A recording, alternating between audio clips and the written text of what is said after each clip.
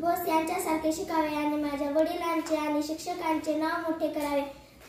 मला अभिमान आहे सुभाषचंद्र बोस.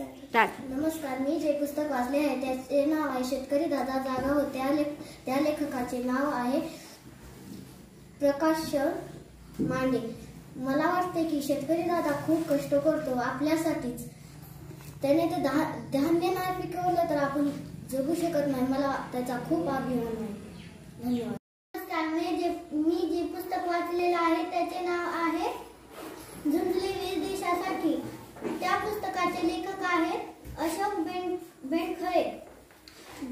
जे जे जे जे देशासाठी लढले त्यांचे नाव राजगुरू भगतसिंग सुखदेव. हे फासावर जाताना रडले नाहीत, उलट इन्क्लाब जिंदाबाद, इन्क्लाब जिंदाबाद अशा घोषणा देत फासावर चढले. न आई वडिलांचा विचार केला न मुलाबाळांचा विचार केला. त्या 3 क्रांतिकारांचा मला अभिमान वाटतो. धन्यवाद.